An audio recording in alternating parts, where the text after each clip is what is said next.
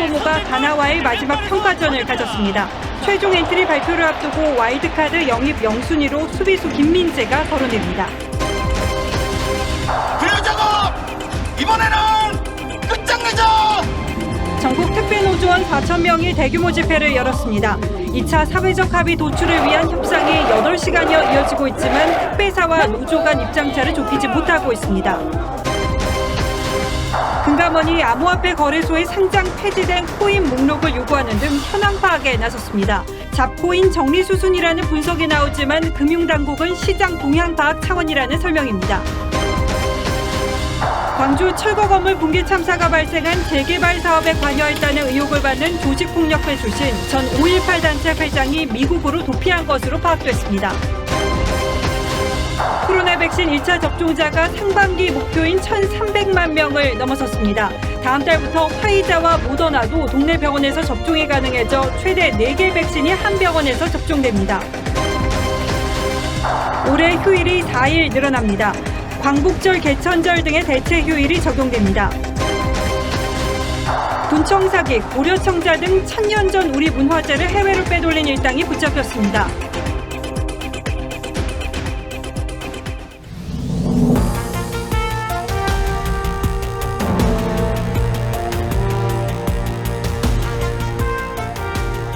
시청자 여러분 안녕하십니까? 뉴스9의 신동욱입니다.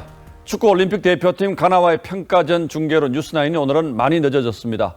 경기 결과는 잠시 뒤에 자세히 전해드리기로 하고 오늘은 택배 노동자들이 집단 시위를 벌이고 있는 여의도 상황 먼저 알아보겠습니다. 택배 기사들은 지나친 업무 부담으로 과로사가 속출하고 있다며 일주일째 파업을 이어가고 있고 오늘 낮부터는 국회가 있는 여의도에서 농성에 들어갔습니다. 현장 연결합니다. 자, 서영일 기자, 밤이 많이 늦었는데 지금 현장 상황은 어떻습니까? 네, 공식 집회가 조금 전 모두 끝나 지금은 불까지 모두 꺼진 상태입니다.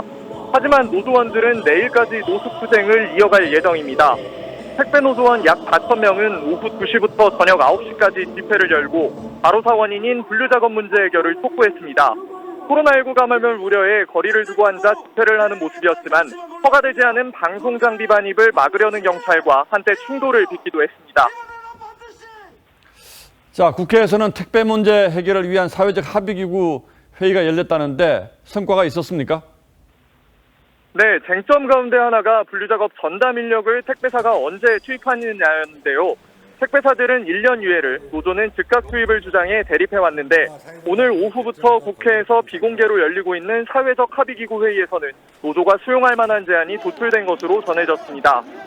또 다른 쟁점인 주당 60시간으로 택배기사들의 근무 시간을 제한할 경우 수입이 줄어드는 문제에 대해서도 민주당이 중재안을 제안한 것으로 알려졌습니다. 택배노조 측은 노사 양측이 밤새 이견을 조율하기로 했다고 밝혀 내일 회의에서는 합의문의 서명을 가능성이 높아 보입니다. 여의도 공원에서 TV조선 서영일입니다. 예, 쟁점의 상당 부분 의견 접근이 이루어졌다는 현장 서영일 기자의 전언이었습니다. 그런데 택배 노동자들의 파업이 일주일에 접어들면서 곳곳에서 택배 차질이 빚어지고 있습니다. 우체국은 방문 택배 접수를 중단했고 민간 택배사들도 상당수의 물량을 소화하지 못해서 평소보다 택배 받는 시간이 길어지고 있습니다. 이어서 김우원 기자가 보도합니다. 서울의 한 우체국 창구. 신선식품 접수가 중지됐다는 안내문이 게시돼 있습니다. 다른 안내문에는 배송 불가 지역을 써놓기도 했습니다. 택배 같은 경우는 상력이 빠르게 배송해야 되는 부분들은 신선식품 이런 부분들은 중지도 돼 있고 다른 부분들은 늦어질 거라고. 우체국은 집배원을 투입했지만 쏟아지는 배송 물량을 감당하기엔 역부족입니다. 민간 택배사들도 대체 인력을 투입했지만 배송하지 못하고 반송하는 물량이 더 많을 정도입니다. 저희 지금 파업 중이잖아요. 그 전산에도 지금 약간 워낙에 지금 들어가지를 않아가지고 만 개가 들어오게 되면 거기에 한 2,000개 정도밖에 배송을 못해요. 한진택배는 울산과 경기 성남, 광주, 경남 거제, 전북 군산과 정읍 등지에서, 롯데택배는 울산과 경남 창원, 서울 은평구, 경기 이천시 등지에서, CJ대한통운은 창원과 울산, 경기 성남 일부 지역에서 배송이 늦어지고 있습니다. 이 때문에 각종 인터넷 쇼핑몰도 홈페이지마다 배송이 지연될 수 있다는 안내문을 내걸었습니다. 택배노조는 이번 주부터 배송 의무가 없는 물품을 거부하는 등 파업 수위를 올리겠다고 예고한 상태. 내일 사회적 합의기구에서 최종 합의가 결렬되면 택배 대란으로 이어질 조짐입니다. TV조선 김우원입니다. 가상화폐 거래소에 코인 퇴출이 잇따르면서 대혼란이 벌어지고 있습니다. 순식간에 70-80% 값이 폭락하는 코인이 속출하자 금융당국이 뒤늦게 실태 파악에 나섰습니다. 상장이 폐지됐거나 폐지 예정인 코인 명단을 제출하라고 요청했는데, 그러나 단순한 실태 파악일 뿐 상장 폐지 결정은 거래소의 판단이라는 입장에는 변함이 없습니다. 이러는 사이에 파악이 불가능할 정도로 투자자들의 피해가 커지고 있습니다. 이정현 기자가 취재했습니다. 금융감독원이 어제 중대형 가상화폐 거래소들의 상장 폐지가 결정됐거나 심사 중인 코인 현황을 제출해달라고 요청했습니다.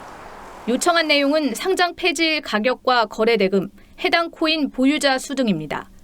금감원은 이런 내용을 매일 알려달라고까지 했습니다. 상장 폐지의 정황과 이에 따른 투자자들의 막대한 피해를 파악하겠다는 의도로 보입니다.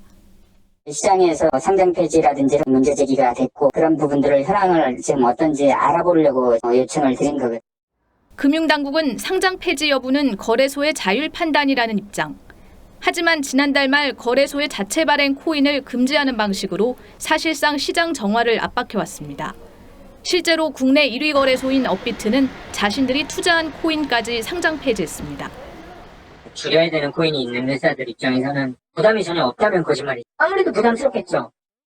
잇따른 코인 상장 폐지로 투자자 불만이 폭발하고 특히 가상화폐 투자 비중이 높은 20, 30대의 민심 위반 조짐까지 보이자 금융당국이 허겁지겁 대응에 나선 거라는 분석이 나옵니다. 이러지도 저러지도 못하는 정부와 생존을 위해 잡코인 대거 정리를 예고한 거래소. 이 사이에서 가상화폐 시장이 길을 잃고 있습니다. TV조선 이정현입니다. 상장 폐지가 결정된 한 코인의 경우는 한때 시가총액이 7조 원에 달했는데 이게 모두 날아갈 위기에 처했습니다. 일단은 원화 거래만 중단된다고는 합니다만 투자자들의 입장에서는 이러지도 저러지도 못하고 그야말로 자포자기 상황입니다. 큰 손해를 보고 파는 사람, 어떻게 되겠지 하면서 기다리는 사람, 이 와중에 더 사는 사람, 코인 시장이 극도의 혼란 속으로 빠져들고 있습니다. 이태영 기자가 이어서 보도합니다. 코인 투자자 2천여 명이 모여있는 그룹 채팅방입니다. 국내 거래소 업비트가 5개 코인을 상장 폐지하고 25개 코인에 대해 상장 폐지를 심사하고 있다는 소식에 불만이 쏟아집니다. 이 종목으로 지정된다고 해도 보통 한 달 뒤에나 상장 폐지인데 일주일이라고 나오니까 너무 급격하게 떨어져가지고 손절 겨를도 없었어요. 일부는 견디다 못해 손실을 보고 팔았다는 글들이 줄을 잇습니다. 하지만 상당수 투자자들은 상장 폐지 직전에 크게 상승하는 이른바 상폐 빔이나 다른 거래소에 재상장할 수도 있다며 버티고 있습니다. 원화 거래만 중단될 뿐 비트코인으로 거래하는 방식은 가능하다는 점에 희망을 거는 투자자도 있습니다. 이게 말은 상장 폐지라고 하지만 조금 기다리면 오를 것 같은 기대감도 있고 여지껏 차트를 봤을 때 오른다는 확신이 있어서. 문제는 상장 폐지 도미노 현상이 번질 가능성이 높아지면서 투자자들의 피해도 눈덩이처럼 커질 수 있다는 점입니다. 시장이 폭발적으로 성장을 하면서 한 200만 명 이상 새로 신규 투자자들이 유입이 됐는데 지금 뭣도 모르고 투자했다가 봉변을 당하게 된 셈이죠. 페이코인의 경우 상장 폐지가 결정되면서 한때 7조 원대에 달했던 가치가 허공으로 날아갈 위기입니다. TV조선 이태용입니다. 퇴임 후 석 달 넘게 정치 참여 선언을 하지 않고 있는 윤석열 전 총장이 이달 말쯤 여의도에 공유 사무실을 얻어서 대선에 나서겠다는 뜻을 밝힐 예정입니다. 이른바 윤석열의 시간표가 처음으로 나온 셈입니다. 하지만 아직은 여기까지입니다.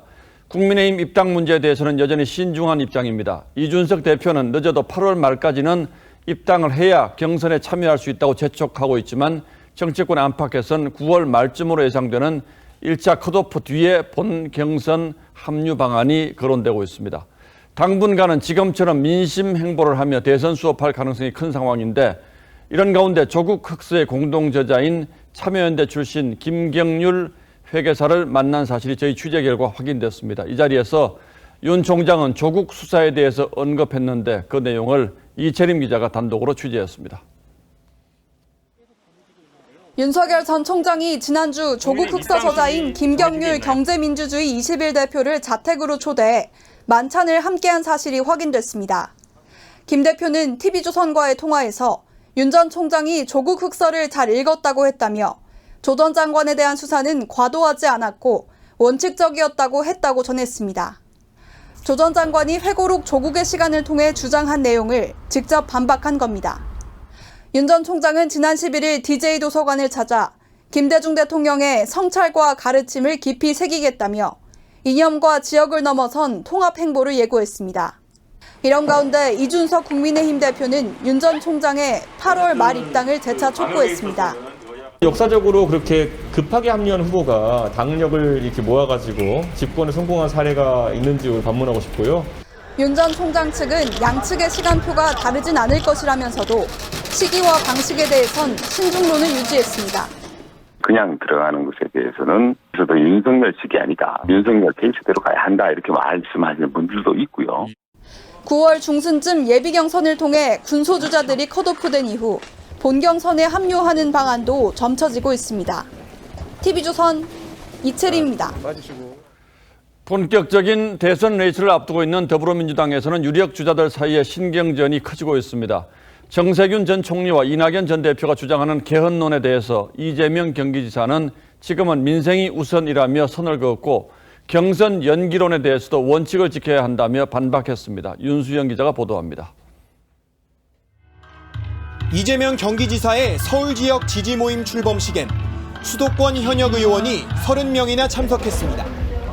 취재진과 만난 이 지사는 방역과 민생이 우선이라며 이낙연 전 대표와 정세균 전 총리가 주장한 개헌론을 일축했습니다. 경선 연기론에 대해서도 원칙을 지켜야 한다고 비판했습니다.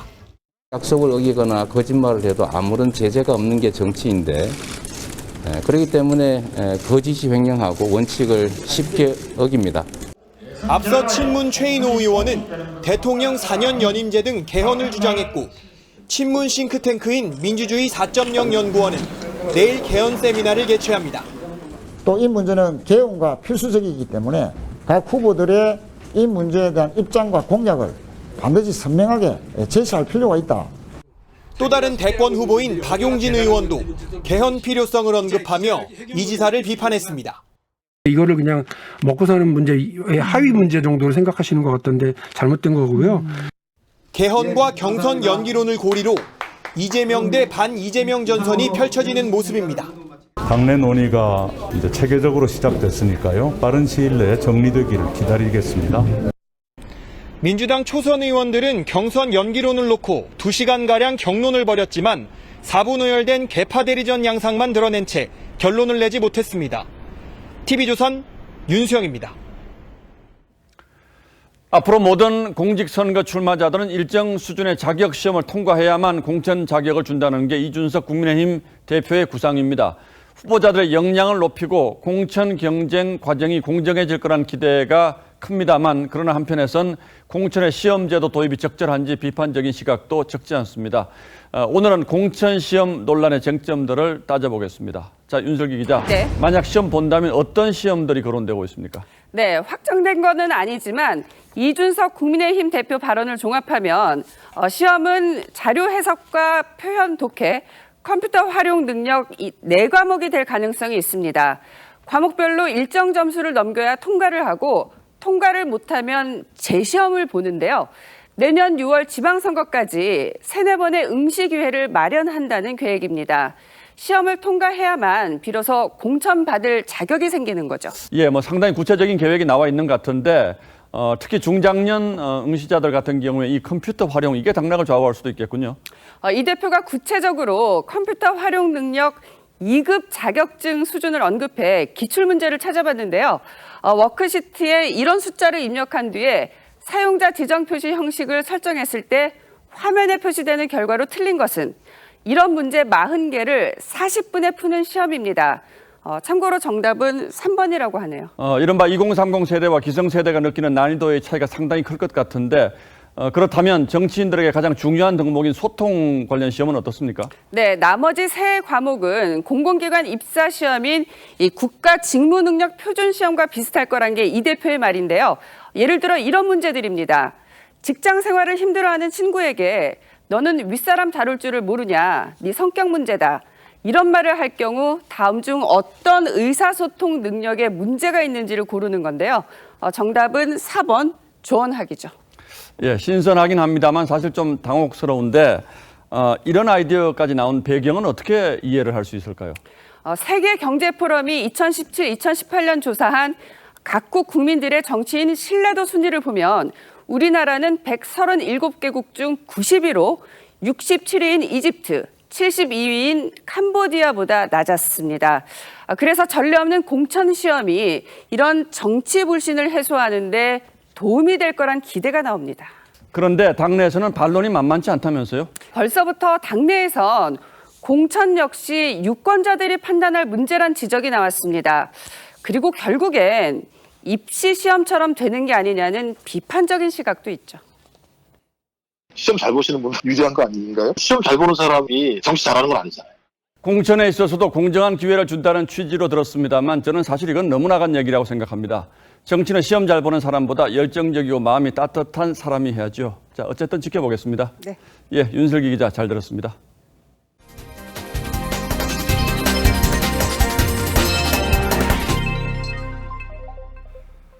이어서 광주 재개발 지역 철거 참사 수사 속보 전하겠습니다. 경찰이 오늘 재개발 조합과 지자체를 동시에 압수수색했습니다. 이 수사 과정에서 매우 중요한 인물이 한 명 등장했는데 조직폭력배 출신으로 알려진 광주 지역의 한 유력 인사입니다. 경찰이 이 인물에 대한 본격적인 수사에 들어갔는데 이미 해외로 도피한 뒤였습니다. 박건우 기자가 보도합니다. 논란의 핵심인 조폭 출신 인사는 5.18 구속 부상자 외 전 회장 60살 문흥식 씨입니다. 일부 철거민들이 조폭에게 협박당했다는 주장도 나오자 경찰은 오늘 문 씨를 입건했습니다. 하지만 문 씨는 붕괴 사고 나흘 뒤인 지난 13일 이미 미국으로 출국한 것으로 확인됐습니다. 경찰은 문 씨가 해외로 도피한 것으로 보고 체포영장을 발부받아 강제 송환할 방침입니다. 저지를 한 것 같습니다. 저희들이 필요한 조치를 할 겁니다. 인터폴 수배라든지 여권 무효화 조치라든지. 경찰은 오늘 문 씨의 재개발 사업 이권 개입 의혹을 밝히기 위해 학동 4구역 재개발 조합을 압수수색했습니다. 어떤 취지로 압수하신 건지 오늘 조폭 베이설 이런 것들 다 확인하시는 건가요? 끝나고. 경찰은 이 밖에 재개발 사업 관련 인허가와 철거 관리 감독 책임을 맡고 있는 광주시청과 동구청에 대해서도 압수수색에 들어갔습니다. 경찰은 불법 다단계 하도급과 철거 과정의 불법 공사 여부, 조합이 감리 선정에 개입했는지와 지자체의 부실 대응 여부를 조사하고 있습니다. 경찰은 또 건물 붕괴 당일 철거 작업을 한 백솔건설 소속 굴삭기 기사와 한솔기업 현장 책임자 등 2명에 대해 오늘 구속영장을 신청했습니다. TV조선 박고루입니다. 해외로 출국한 문흥식 씨는 5.18 구속 부상자회 회장으로 정부 주요 기념식에도 빠짐없이 모습을 드러낸 사실이 화면으로 확인됐습니다. 경찰은 문 씨가 이런 영향력을 바탕으로 이번에 사고가 난 재개발 철거 사업권을 따내는데 개입했을 가능성이 있는 것으로 보고 있습니다. 그래서 문 씨의 급작스런 해외 출국 과정을 둘러싼 의혹도 커지고 있습니다. 이어서 권은영 기자가 보도하겠습니다. 지난해 5.18 기념식 묵념사를 문흥식 5.18 구속 부상자 회장이 낭독합니다. 이곳은 바람이 일었던 곳, 나라를 생각합니다. 문재인 대통령의 5.18 민주묘지 참배 행사에도 참석해 묘역 조성에 대해 건의하기도 합니다. 비나 오나 이런 것들에 좀 잠기지 않도록 좀 어떻게 대통령이 좀 피해를 좀 해주셨으면 합니다. 야당의 광주 방문 때도 피해자 단체 대표 격으로 간담회에 참석했습니다. 이렇게 유력 정치인들의 광주 방문 때마다 문 씨는 모습을 드러내 영향력을 과시했습니다. 하지만 올 초 문 씨가 과거 폭력 조직에 연루된 사실이 알려졌고 올해 5.18 기념식에선 문 씨의 입장을 막으려는 측과 충돌하는 일도 있었습니다.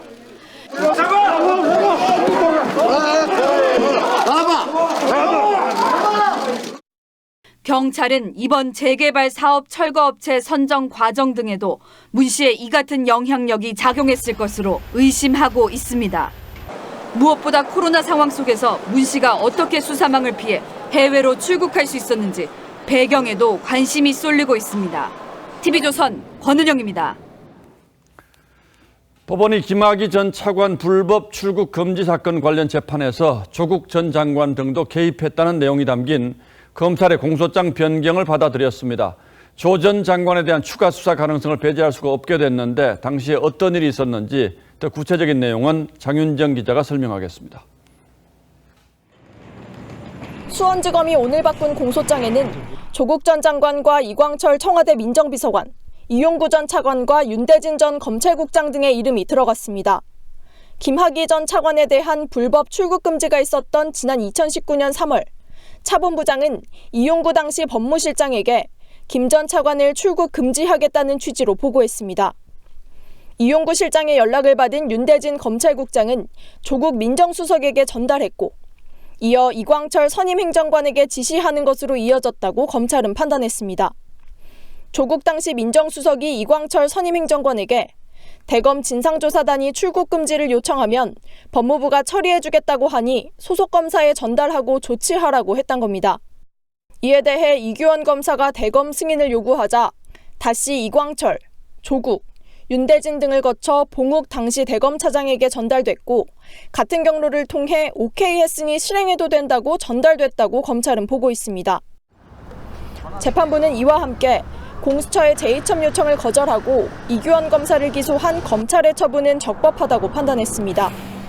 수원지검은 공수처가 수사 중인 윤대진 전 검찰국장의 사건 처리에 따라 조 전 장관에 대한 수사 등을 판단할 방침입니다.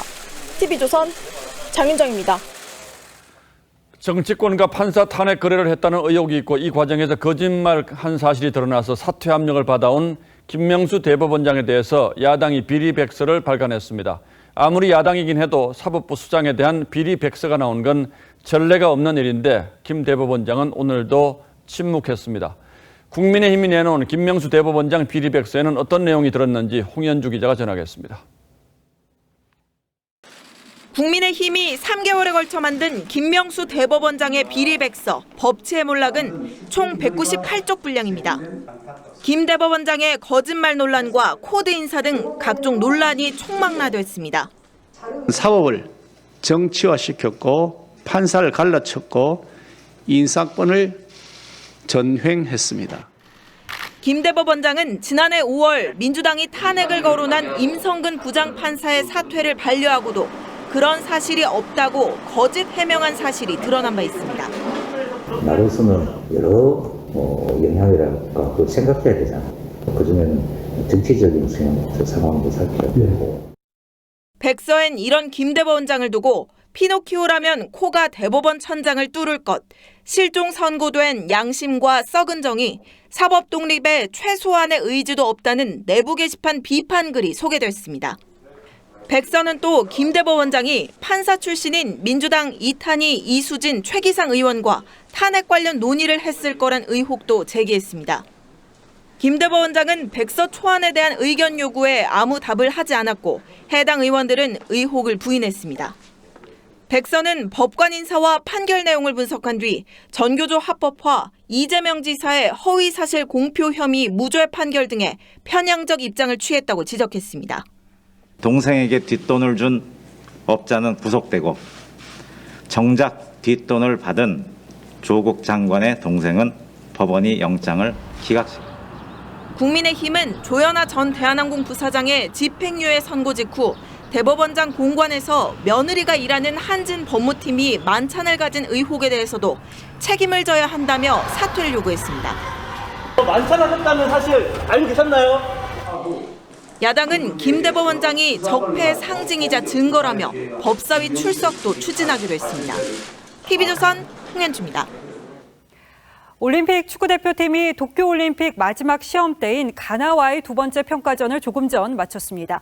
자세한 경기 내용 현장에 나가 있는 취재기자 연결해 들어보겠습니다. 자, 이다솜 기자, 그야말로 총력전이었죠.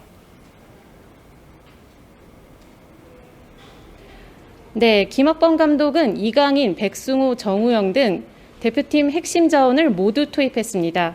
특히 이강인은 4-2-3-1 포메이션에서 공격형 미드필더로 출전해 올림픽 데뷔전을 치렀습니다.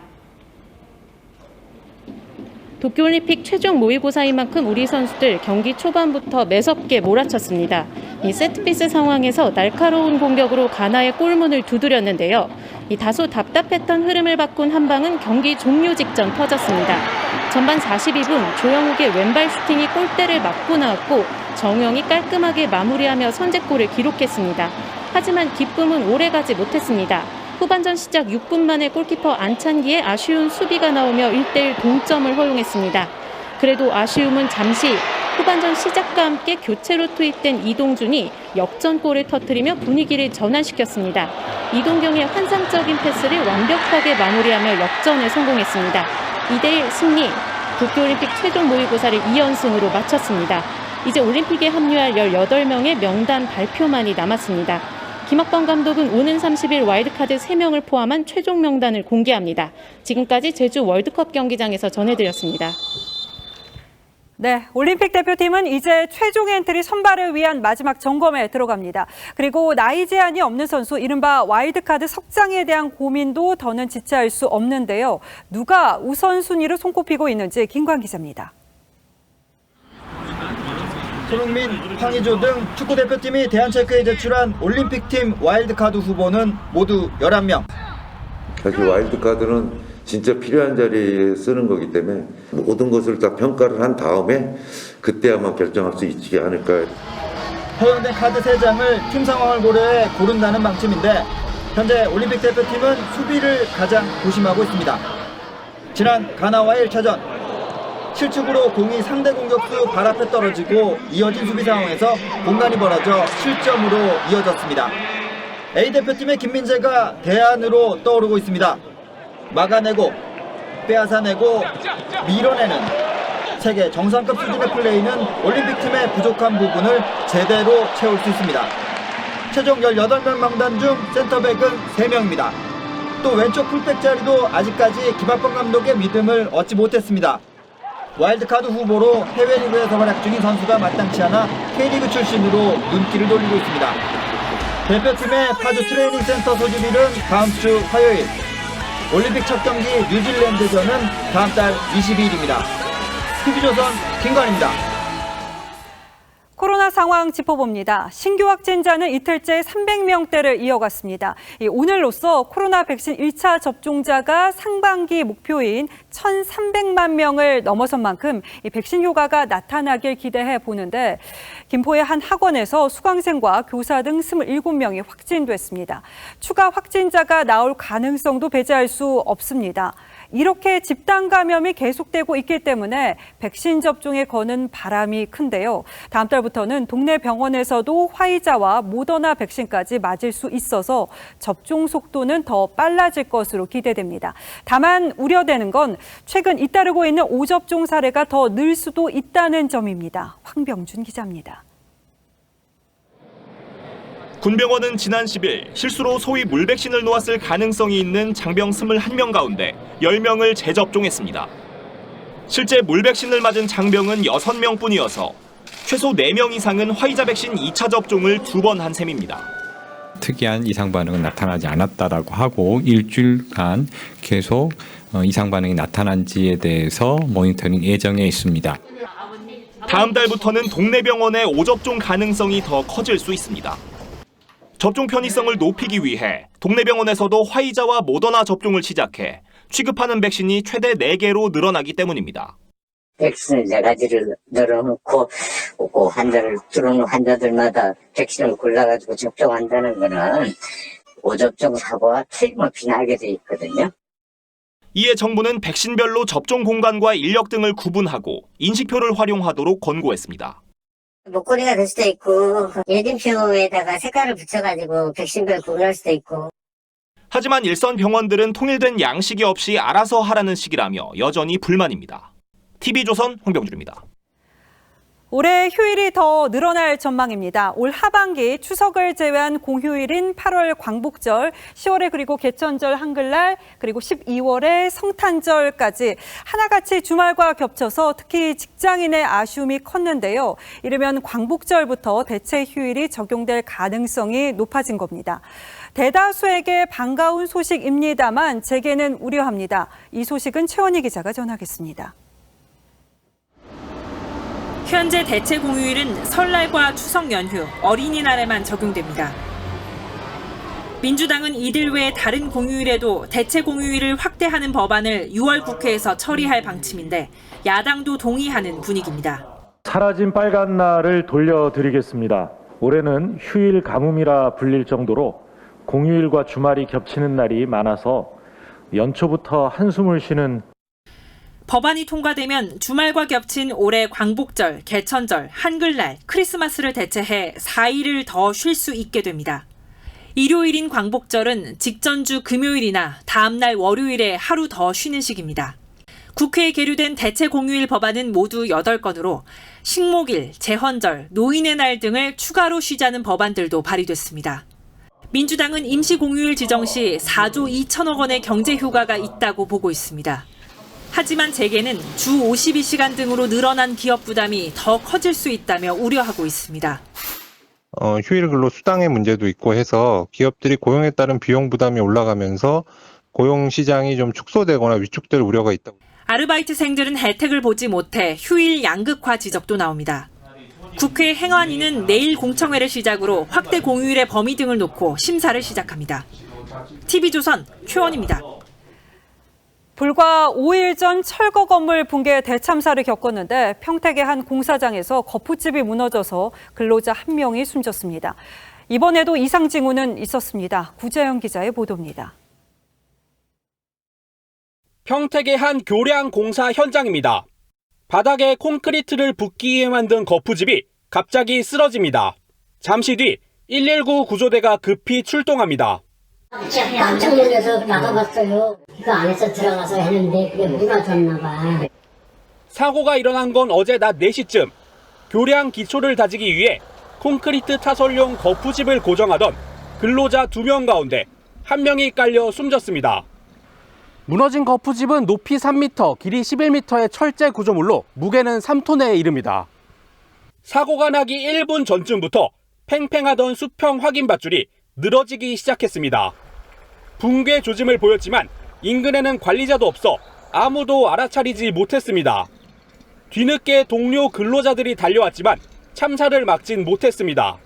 예, 어제 좀 했고요. 네, 6명이 거기 이제 그 작업을 시작을 했는데 거푸집이 넘어질 때 2인 1조로 두 분이 작업을 하시고.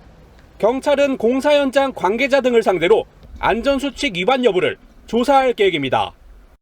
TV조선 구자영입니다.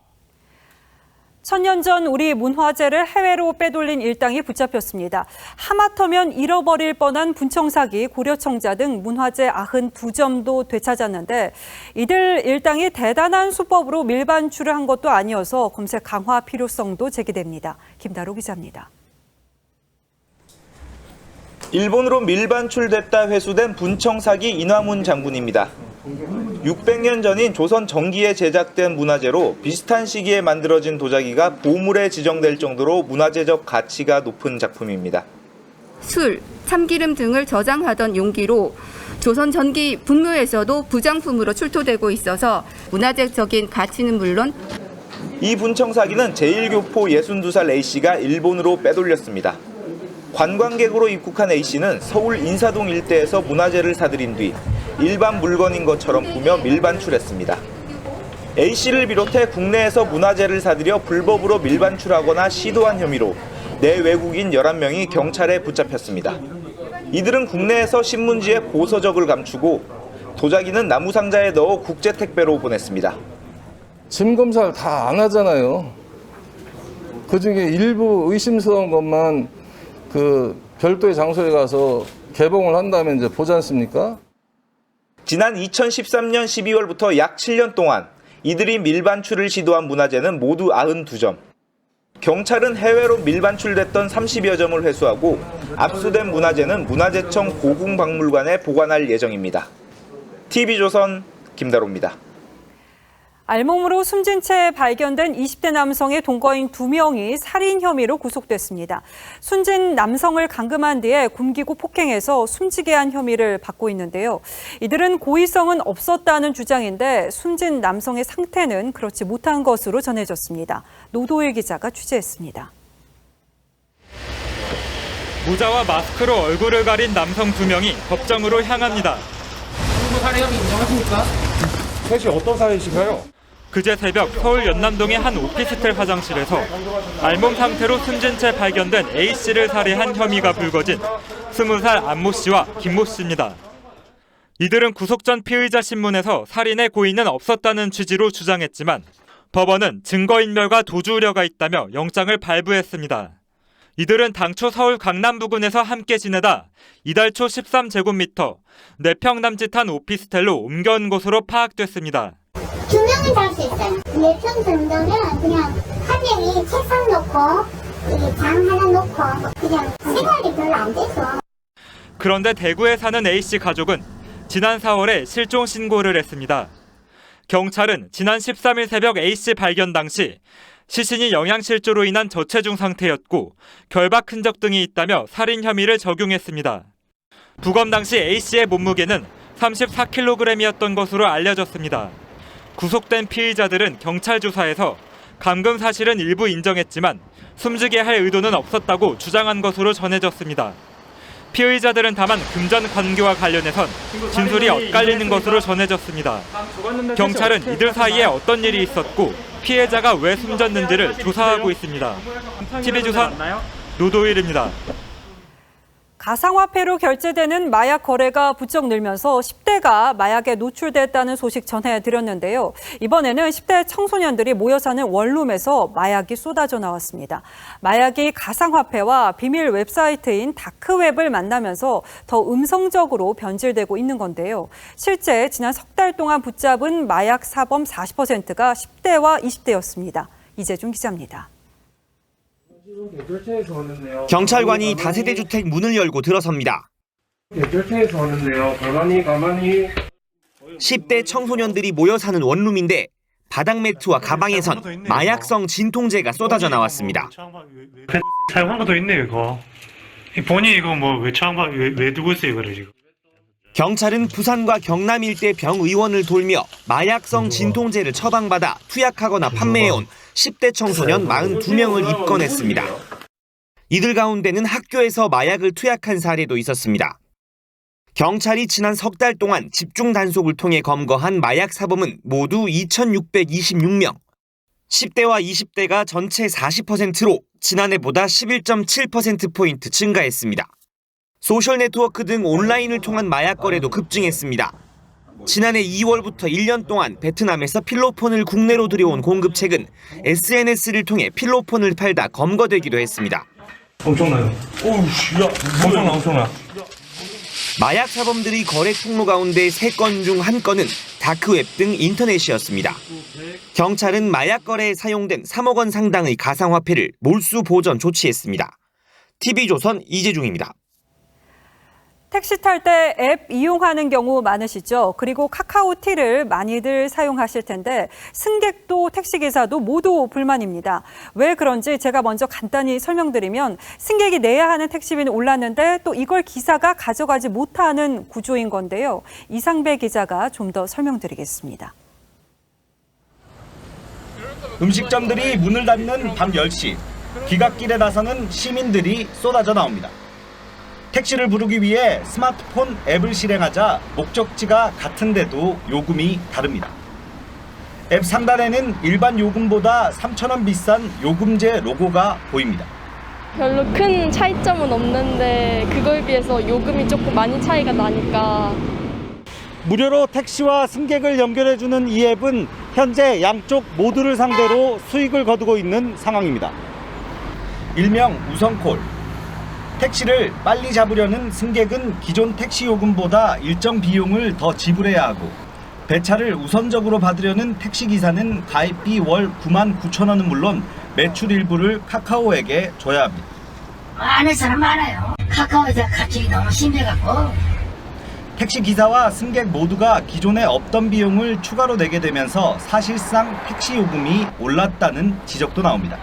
시장이 어느 정도 이렇게 좀 안정 안 된 상태고, 그다음에 특히 카카오가 지금 굉장히 지배적 시장 사업자로서 약간의 양보는 필요하지 않나. 카카오는 승객의 서비스 이용료는 관련 법 안에서 탄력적으로 운영되고 있고, 택시 부담 수수료 역시 기사 교육과 마케팅 등에 사용하고 있어 카카오만 이득을 본다는 주장은 맞지 않다고 해명했습니다. TV조선 이상배입니다. 다음 뉴스입니다. 적자를 낸 기업에서 성과급 받기가 힘들다는 건 직장인들의 상식이죠. 그런데 공기업은 좀 달랐습니다. 상당수의 공기업 직원들이 적자를 내고도 적지 않은 액수의 성과급을 챙겼습니다. 정부가 공기업의 방만 경영을 부추기는 셈이고 공기업을 신의 직장이라고 부르는 이유가 다시 한번 확인됐습니다. 송병철 기자가 취재했습니다. 재작년 한국전력의 적자는 2조 2,600억 원, 2018년보다 2배 가까이로 늘었습니다. 국제 유가 상승과 탈원전 등 외부 요인이라는 게 한전 측 설명. 가장 절대적으로 큰 건 유가고, 예전에 이제 그때가 유가가 좀 높았잖아요. 하지만 기획재정부는 지난해 한전에 성과급을 배정했고 한전 직원들은 평균 800만 원씩 챙겼습니다. 김종갑 당시 사장은 성과급만 1억 원이 넘었습니다. 이렇게 적자가 나거나 순이익이 줄었는데도 지난해 성과급을 받은 공기업은 36곳 가운데 20곳에 달하는 것으로 밝혀졌습니다. 경영 실적 외에 일자리 창출과 윤리 경영 같은 요소도 평가한다는 게 정부의 설명입니다. 하나가 완전히 좋지 않더라도 다른 종합적인 평가를 하는 거거든요.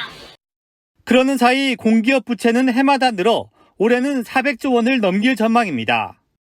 성과와 연결될 수 있는 성과 평가 주제를 강화해 나가는 것이 전반적인 재정 건전성 강화에도 도움이 될 것으로 생각됩니다. 평가 기준을 엄격하게 해 공기업의 방만 경영을 막아야 한다는 목소리가 커지고 있습니다. TV조선 송병철입니다. 지금 국민건강보험에서도 이상한 일이 벌어지고 있습니다. 산하 콜센터 직원들이 직접 고용을 주장하며 무기한 파업에 돌입했고 정규직 직원들은 반대 시위를 벌이고 또 이 갈등을 중재해야 할 이사당이 단식에 들어갔습니다. 오늘의 포커스는 국민건강보험에서 벌어지는 요지경에 맞추겠습니다. 강원도 원주의 국민건강보험 본부 로비. 총파업에 돌입한 콜센터 직원들이 손팻말을 들었습니다. 직접 고용, 정규직화를 요구하는 파업입니다. 바로 2m 옆에선 정규직 사무직원이 이 파업을 비판하며 1인 시위 중입니다. 정규직 노조는 직접 고용은 공정을 훼손한다며 역차별을 막아달라는 청와대 청원까지 올렸죠. 노조 간 갈등을 중재하고 해결해야 할 김용희 국민건강보험공단 이사장은 맞은편에서 단식 투쟁 중입니다. 노사 문제로 사측 대표가 단식을 하는 경우는 유례를 찾기 힘듭니다. 단식이라도 해서 우리 노조의 사무논의 협의에 참여, 그리고 이제 고객센터 노조의 파업 중단, 이렇게 두 가지를 좀 한꺼번에 이루어내야 되겠다. 콜센터 노조의 파업은 이번이 두 번째.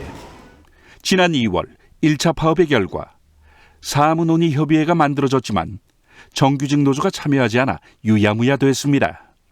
그 일을 5년 넘게 10년 넘게 꾸준히 하고 있는 노동자들을 지금이 뭐라고 그렇게 쉽게 비하합니까?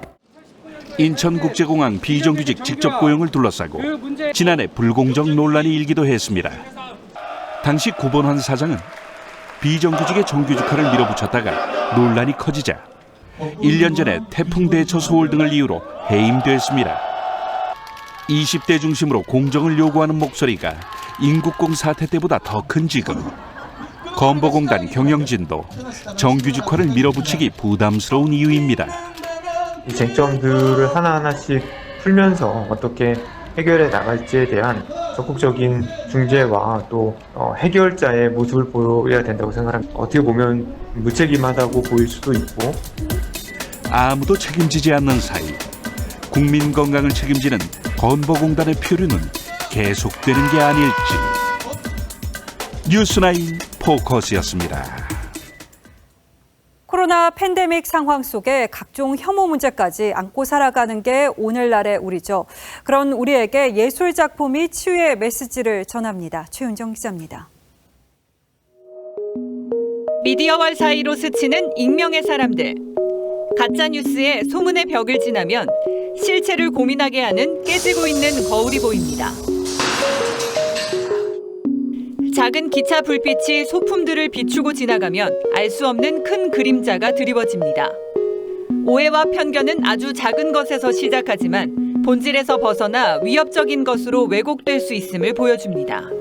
혐오의 해악성과 패턴들을 예술 작품으로 경험함으로써 공감의 본질을 이론이 아닌 마음으로 느껴보고자. 구부정한 자세로 두 아이를 품에 꼭 안고 있는 여인. 1, 2차 세계대전으로 아들과 손자를 잃은 작가는 전쟁이 부른 인류의 참혹한 고통을 그려냈습니다. 대형 나무 뗏목이 연상되는 거대한 펠트입니다. 조난으로부터 회복을 상징하는 작품입니다.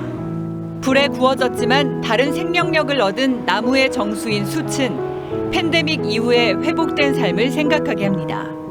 미술의 기능 중에 하나는 치유의 기능도 있기 때문에 이 재난을 잘 슬기롭게 극복해서 치유의 과정까지 가는. 재난과 혐오의 시대, 미술계에는 치유의 바람이 불고 있습니다.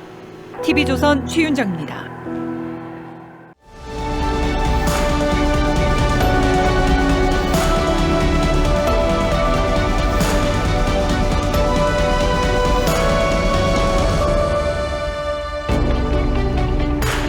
트럼프가 근육질 복싱 선수가 됐습니다. 타임지 올해의 인물에도 올랐습니다. 영화 로키 포스터와 환경운동가 춘베리의 타임 표지에 얼굴을 갖다 붙인 재선 캠페인 합성 사진입니다. 취임식 관중이 많아 보이게 하려고 사진을 잘라내기도 했습니다. 사진 편집과 조작은 북한이 즐겨 쓰는 선전수법이기도 합니다. 해수욕객을 이리저리 붙여서 인파를 부풀리고 빵공장 진열대와 농장의 염소를 복사 붙이게 하기도 했습니다. AP를 통해 전송한 이 대동강 수해 사진은 포토샵 조작이 발견돼 AP가 취소하기도 했습니다. 국제사회 지원을 더 많이 얻어내려고 수해를 과장했던 겁니다. 옛 소련군 88 여단 시절 사진에서 김일성은 나이와 서열이 낮아서 이렇게 맨 왼쪽에 서 있었습니다. 그걸 반듯한 모습으로 바꾸더니 가운데로 옮겨서 주인공으로 만들었습니다. 전형적인 우상화 사진 조작이죠. 정부가 공식 SNS에 올린 G7 정상회의 사진에서 남아공 대통령을 잘라내는 결례를 저질렀습니다. 누가 봐도 문재인 대통령이 정중앙에 더 가깝게 돋보이게 하는 편집입니다. 외진대선 스가 총리가 개인 SNS에 이렇게 잘라낸 사진을 올린 것도 같은 의도였겠죠. 정부는 국제회의 개막 영상에 평양 능라도를 올렸을 때처럼 직원의 실수라고 했습니다. 하지만 정작 낯뜨거운 건 이 자리, 이 모습이 감격스럽다는 자화자찬입니다. 박수현 소통수석도 사진을 올려서 문 대통령의 자리가 대한민국의 오늘이라고 했습니다. 대통령이 맨 앞줄 존슨 영국 총리 옆에 서서 바이든이나 메르켈보다 대접받은 듯 보이긴 합니다만 과연 그럴까요? 정상회의 사진을 찍을 때는 엄격한 관례가 있습니다. 물론 앞줄일수록 중앙일수록 서열이 높습니다. 앞줄 중앙에 개최국 정상이 서고 다음이 국가수반인 대통령, 그리고 정부수반 총리, 국제기구 대표순입니다. 같은 대통령 총리 중에선 집권한 지 오래된 순서대로 섭니다. 문 대통령의 사진도 앞서 찍은 G7 사진도 이 원칙을 충실히 따랐습니다. 문재인 대통령이 취임 2달이 안 돼서 참석했던 G20 사진에서 앞줄 국가수반 맨 끝에 선 것도 마찬가지 이유였습니다. 그렇게 전혀 특별하지 않은 사진을 내세워 사진 한 장으로 보는 대한민국의 위상이라니 어이가 없습니다. 국제회의 사진 찍는 의전서열을 몰랐다면 무능한 것이고 알고도 거짓말했다면 대국민 사기극이라는 비판을 들어도 할 말 없게 됐습니다. 혹세무민이 따로 있는 게 아니죠. 다른 나라 정상들이 이 유치한 호들갑을 보면 뭐라고 하겠습니까?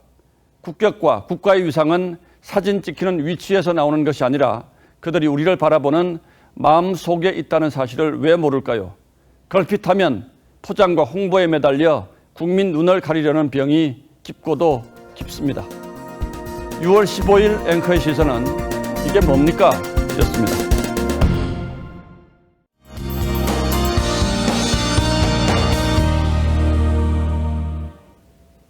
경기와 충청을 제외한 곳곳으로는 아직 비가 내리고 있습니다. 이 비도 차츰 그칠 텐데요. 남부 지역은 내일 오전까지, 동해안 지역은 내일 오후까지 비가 이어지겠습니다. 비가 그친 뒤에도 대체로 흐린 날씨를 보이겠습니다. 기온은 오늘보다 3, 4도 정도 높겠는데요. 그래도 보통 이맘때 이상으로 덥지는 않겠습니다. 내일 한낮 기온 서울이 29도, 대전과 전주는 28도를 보이겠습니다. 동해안 지역은 비가 오후까지 이어지기 때문에 낮 동안에도 선선함을 유지하겠는데요. 내일 강릉은 21도, 울산은 22도에 머물겠습니다. 바다에서는 대체로 바람이 강하게 불겠고 파고는 최고 4m까지 거세게 일겠습니다. 해안가 안전사고에 유의하셔야겠습니다. 금요일에는 전국에 또 한 차례 비가 내리겠습니다. 날씨였습니다. 6월 15일 화요일 뉴스9은 여기서 모두 마치겠습니다. 시청해주신 여러분 고맙습니다.